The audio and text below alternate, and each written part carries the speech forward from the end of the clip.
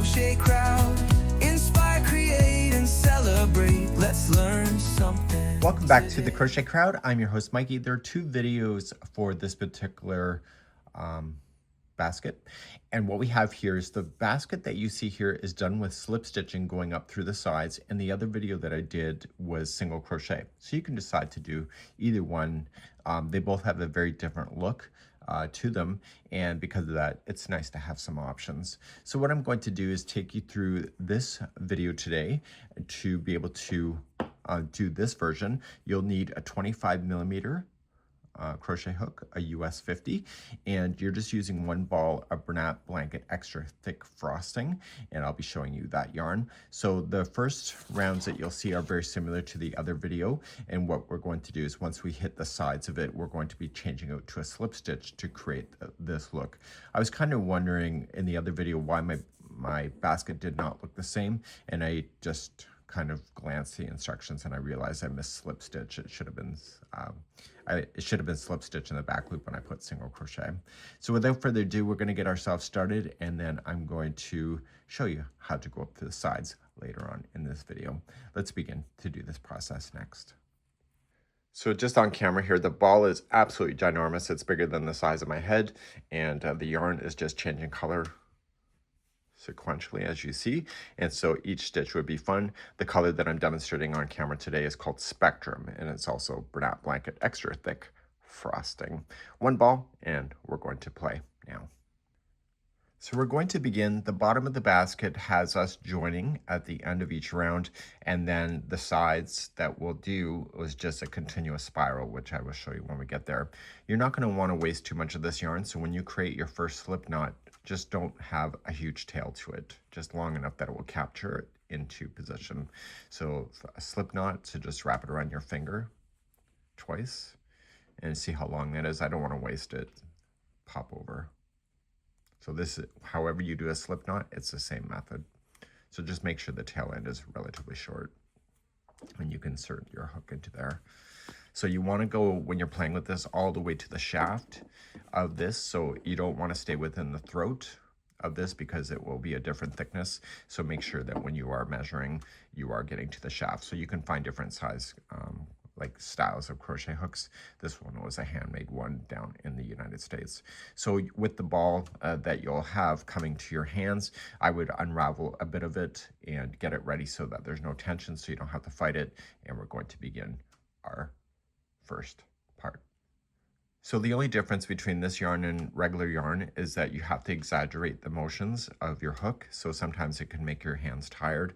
So just be aware of that. So if you're feeling that, it's not special. It's just because the motion is much more greater. So we're going to start off by chaining 2. So just use your whole hand and just pull it over top of your hook and yarn over, pull through. So this is chain 1. Shift it all the way down to the shaft before continuing so that you get the right thickness of the stitch, and then wrap the hook and chain again. So it was a total of 2 chains to equal the very first. And so what we want to do is use our thumb and our finger to separate the stitch work. So this is the stitch, second chain from the hook. This is the third chain that you'll see. So you got there. So that's 1, this is 2, and 3.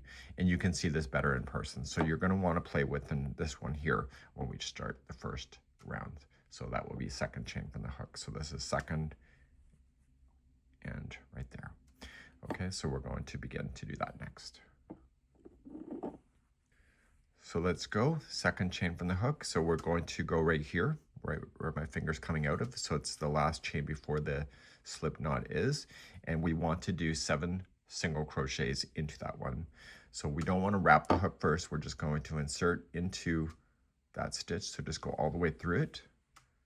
You don't need to get to the shaft in order to insert through, and then you're just going to wrap it and pull through.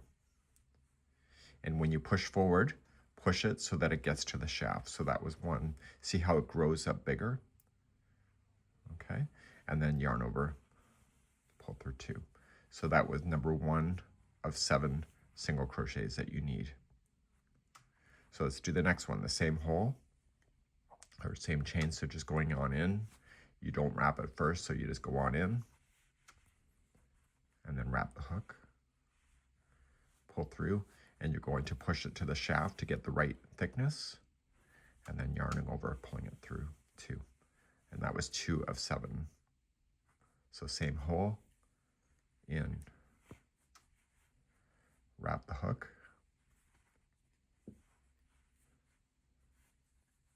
pull through, push to the shaft, yarn over, pull through 2. That was 3. In, yarn over, pull through, push to the shaft, pull through 2. That was 4. Same hole, yarn over, push through, push to the shaft. Okay, so I have 1, 2, 3, 4, 5. 2 more. So just in, pull through, push to the shaft, pull through 2. That was number 6, and finally number 7. So in, yarn over, pull through, yarn over, pull through 2.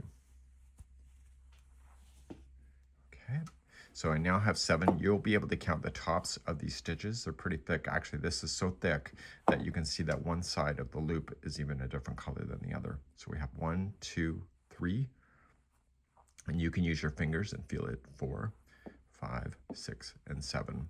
So 7th one back, or your very first single crochet, you're just going to insert the hook in and yarning over, pulling it through and through. That's a slip stitch to join it to have the very start. And now we're going to begin round number 2. So I'm going to unravel more yarn and get ready for round number 2. So I've unraveled more, I put it on my lap, and we're going to begin round number 2. To start round number 2, you're going to chain 1 first. So just yarning over, pulling it through, make sure you push it to the shaft. In the same one you did the join, you're going to do 2 single crochet, and you're going to do 2 single crochet in each one of the 7 as you're going around. So as you go into your first one, you can feel it with your fingers and where those stitches are. So don't be afraid to put your fingers into the holes. Okay, so we're going to put 2 single crochets into the first one. So just use your fingers to open the holes.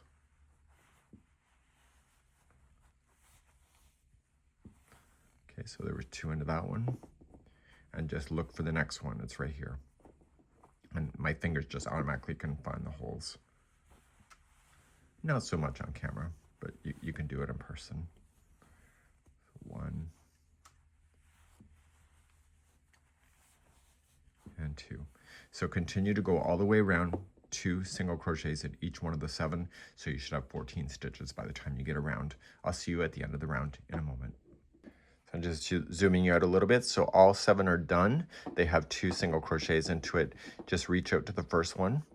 Okay, get the first single crochet, and you're just going to slip stitch to pull it together.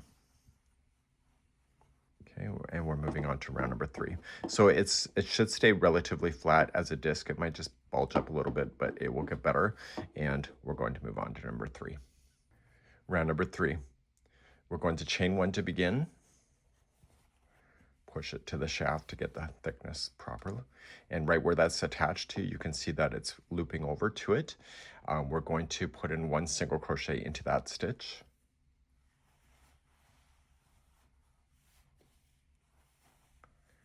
And then in the next stitch, just feel for it, right here, there's going to be 2 single crochets in there. So what I need to do is unravel more yarn so that I'm not fighting with this thing coming off the ball that's so big that it's very possible to fight with your yarn. And so we're going to put 2 into the next one. So 1 and 2. I have dog hair on the floor, so I don't want it on the floor. But if it was on my couch upstairs, it wouldn't matter so much. So here's the sequence to repeat. The next one, you can just feel with it with your hand or your finger. There's going to be 1 single crochet there, and then the next one will have 2 single crochet. And I need you to repeat that all the way around. And by the time you get around, there should be 21 single crochets in a row. Please continue that sequence all the way around. I'll see you at the end of round number 3. I'm coming all the way around and I accidentally went too many. A tip I can use for you that I probably have to do for myself is that I'm going to label the very first stitch that I'm doing here with a stitch marker. Okay, so I'm just going to just put in a stitch marker here. And when I see this, this will help me identify it because it's so thick, it may be hard to see. So when you get all the way around, I'm going to then just put in a slip stitch to join it. Like that. Okay, therefore I know I've gone all the way around and I'm moving on to round number 4. So this will help me really see where I've stopped and started. Let's do round number 4. Round number 4 is the last time we're going to be growing this thing to be even bigger. So we're going to start by chaining 1, and in the same one you've done the attaching to, okay, is going to be a single crochet. And then the next one is also a single crochet. Just reach for it. Just use your fingers to help separate it. And then the next one after that is going to be 2 single crochets into the same stitch.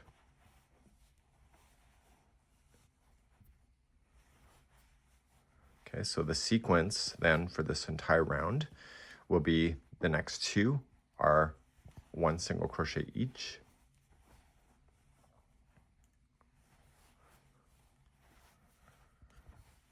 And then the next one has 2 single crochets into the next stitch.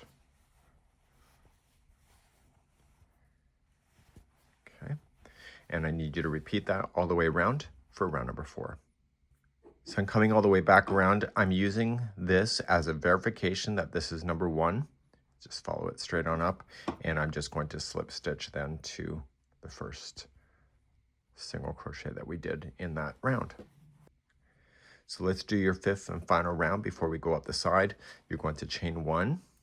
You don't have to add any more yarn to this. And what you have to do is that each one of these stitches, there's 2 strands that equal a stitch. You're going to concentrate on the furthest one away from your hook, which is called the back loop.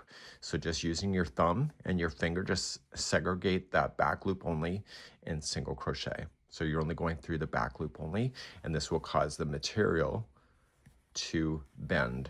So you're single crocheting on the back loop only.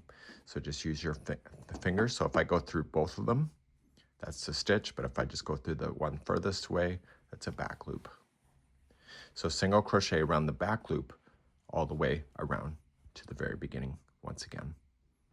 When you get back around, I want you to slip stitch and slip stitch to the back loop only. So don't slip stitch to the actual stitch, just the back loop only. And so now we're going to continue to go up the sides. I can see that I have a knot in my yarn ball coming up, and I will stop when I'm doing that, show you how to manipulate that. Also in the video description, you're going to see a link for this pattern, but I'm also going to put a link on how to attach thick yarn in case you want to add more than just this one ball, and I'll show you a good way of doing that too. So we're going to continue then going up the sides, and you no longer have to watch where you're ending or you're starting. You're just going to go in a continuous circle, and we're going to create the look of what it shows in the actual picture itself. Let's begin the sides. So now what we have to do is concentrate on the back loops only. So 2 strands equals a stitch. Concentrate on the back one, just use your finger to pull it out apart. The goal for this is that you need to get it, when you pull through, you need to pull it through so that you can get it to the shaft thickness and then pull through. If you pull through immediately, what's going to happen is that it's not going to have the same tension. Okay, so you go to the next back loop only, and you're going to go around and around using this technique until you run out of yarn. So what I'm going to have for you is that I have a knot in the yarn ball coming up, and I'm going to show you how I'm going to deal with that knot when we get there as well. So it will not be a big deal. And because it's really super fluffy yarn, it's pretty easy to hide.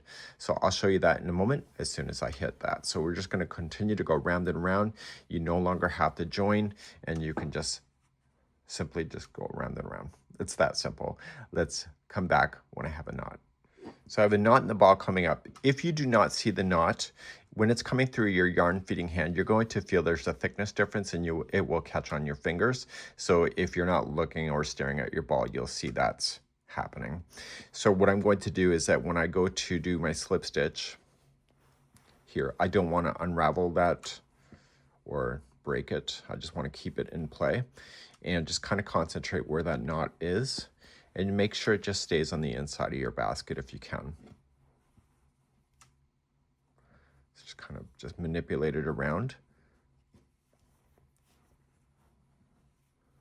so it gets stuck underneath the stitch work.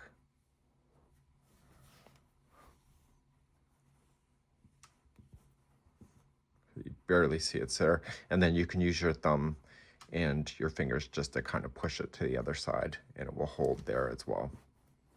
Why do I have too much on my hook? Because I didn't finish it. Okay, so just keep on going. And then what I'll do is I'll see at the top of the rim where I'll show you how to finish this off. And after a couple or so rounds of doing this slip stitching is that you're going to see that it will look just like the photo. So just take a few rounds before you'll get that final look as well.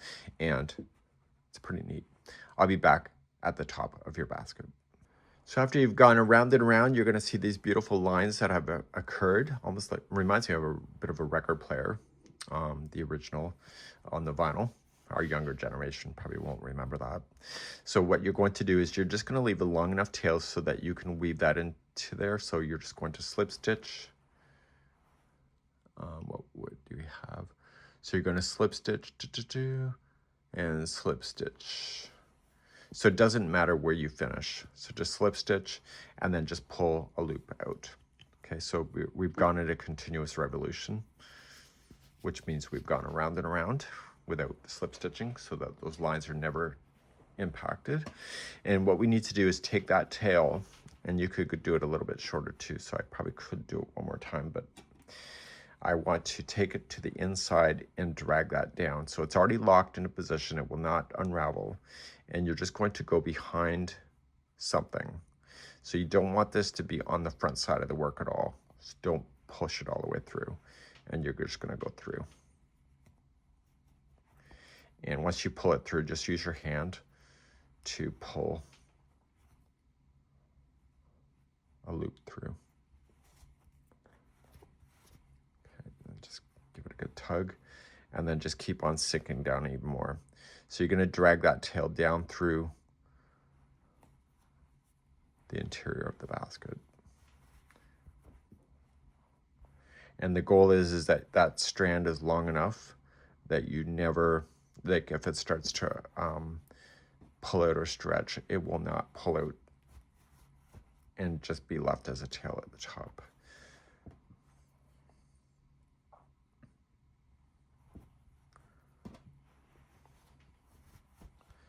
Okay.